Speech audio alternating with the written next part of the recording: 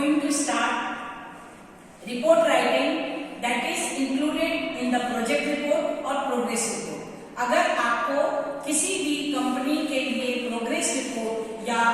Project report बनानी है तो आप इन सब पॉइंट्स को देखते हुए आप अपनी रिपोर्ट तैयार करेंगे तो आप लोगों के लिए वो आसान हो जाएगा कि कौन कौन सी चीज किस किस पॉइंट में लगती है। यानी कि जैसे हमने पहला पॉइंट लिखा कि establishment of a new factory, एक फैक्ट्री खोल रहे हैं, उसके लिए हमें लोकेशन तय करनी पड़ेगी, हमको फैक्ट्री का नाम देखना लगाना पड़ेगा और हमको डेट लिखना पड़ेगा कि हम कौन से दिन में हमने ये फैक्ट्री के लिए हम एस्टेब्लिशमेंट का सोचा, हमने आइडिया लगाया, तो हमको एस्टेब्लिशमेंट ऑफ द फैक्ट्री के लिए लोकेशन, नेम और डेट लिखना है। दूसरे पॉइंट पे हमने लिखा प्लांट और मशीनरी, उस फैक्ट्री में कौन कौन सी मशीनरी लगेगी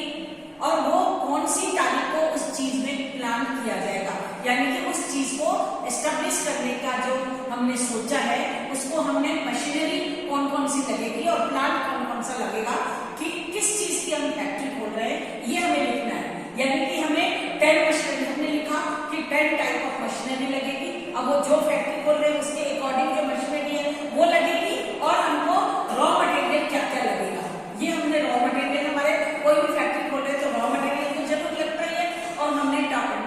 10 मशीनरी हमने उसमें लिखा है कि अब ये चीजें लगेंगी। अब उसके बाद हमें कॉस्ट, सबसे ज्यादा इंपॉर्टेंट काम है कॉस्ट, हमें पैसा कितना लगेगा, cost of the new product, हमने कोई प्रोडक्ट है तो हमें उसके लिए कॉस्ट कितना लगेगा, उस कॉस्ट के लिए हमें मान लीजिए हमने ऐसे ही लिख दिया कि अमाउंट हमको 10 lakhs लगेगा, 50 lakhs लगेगा, कितना भी लगेगा वो आपको अमाउंट तय करना है कि कितना लगेगा किसी भी फैक्ट्री को खोलने में, ठीक है। उसके बाद है कंस्ट्रक्शन ऑफ द ब्रिज, मान लीजिए कंस्ट्रक्शन ऑफ द ब्रिज के लिए आपने एक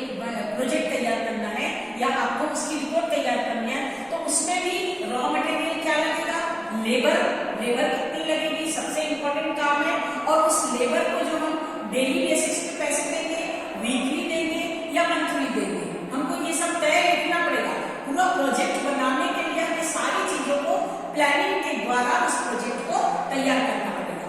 अंडरस्टैंड। उसके बाद है layout of the residential building, अब जैसे हमने पूरा प्रोजेक्ट तैयार कर दिया तो हमको उसका लेआउट तो निकालना पड़ेगा, मतलब एक रफ कागज में उस चीज को या एक हार्ड कॉपी के द्वारा उसको छोटे छोटे मटेरियल के द्वारा एक प्रोजेक्ट के द्वारा हम उसको रेसिडेंशियल कॉलोनी का लेआउट निकालेंगे तो उसमें डिजाइन रखेंगे, कौन कौन सी डिजाइन है वो डिजाइन आप बनाएंगे, रफ ड्राफ्ट बनाएंगे,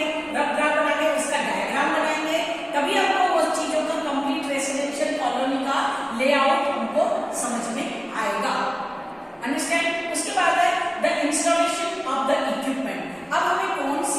कौन सा इक्विपमेंट, कौन सी मशीनरी, कौन सा हमें जो पर्टिकुलर हमारा जो प्रोडक्ट है वो हम कहाँ पर उसको फिक्स करेंगे वो भी हमें तय करना है। यानी कि इस जगह पे ये वाला मशीनरी तय होगा, इस जगह पे ये वाला मशीनरी तय होगा, ये हमको इंस्टॉल करने के लिए हमें कहाँ पे फिक्स करना है वो हमें सोचना पड़ेगा। यानी कि फैक्ट्री सिस्टम का वो सारी चीजें रॉ मटेरियल हमको लगेगी तो उस फैक्ट्री सिस्टम को हम फॉलो अप करेंगे और डिलीवरी सिस्टम, रॉ मटेरियल जब कहीं से आएगा तो उसका मोड ऑफ ट्रांसपोर्ट क्या होगा, किसके द्वारा आएगा, ट्रक के द्वारा आएगा, ट्रॉली के द्वारा आएगा, किसके द्वारा आएगा, ये सारी चीजें आपको लिखनी पड़ेगी, प्रोजेक्ट में वो सारी चीजें लिखनी पड़ती है प्रोग्रेस रिपोर्ट में। यानी कि उसके बाद हमें आपका आ जाएगा इन्वेस्टिगेशन ऑफ द प्रॉब्लम्स। अब आपको सबसे इंपॉर्टेंट काम है कॉस्ट का और प्रॉब्लम्स,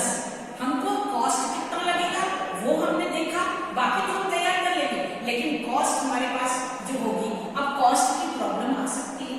पैसा तो लगना मुश्किल है ना, कहाँ से पैसा आएगा, लोन लेंगे आप किसी से, आपने कोई चीज का आप किसी से उधार लेंगे, क्या लेंगे, करेंगे कुछ तो करेंगे ना, तो आपको इन्वेस्टिगेशन में प्रॉब्लम्स, आपको कौन सी प्रॉब्लम आ सकती है, हमको पैसों की प्रॉब्लम आ सकती है, लेबर की प्रॉब्लम आ सकती है, कैपिटल्स यानी कि पैसे की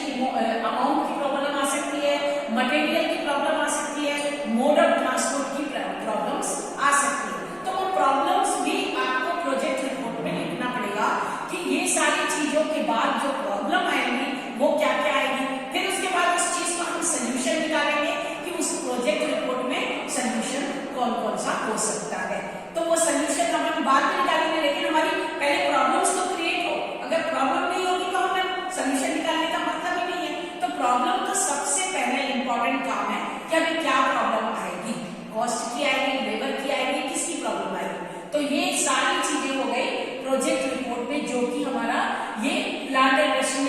मशीनरी के लिए, या फिर नई प्रोडक्ट्स के लिए, या फिर ब्रिज के लिए, या फिर रेसिडेंशियल कॉलोनी के लिए, या फिर किसी फैक्ट्री के लिए,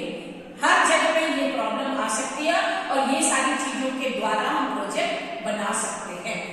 तो I think you understand all this project report. Thank you for watching this video. Stay tuned.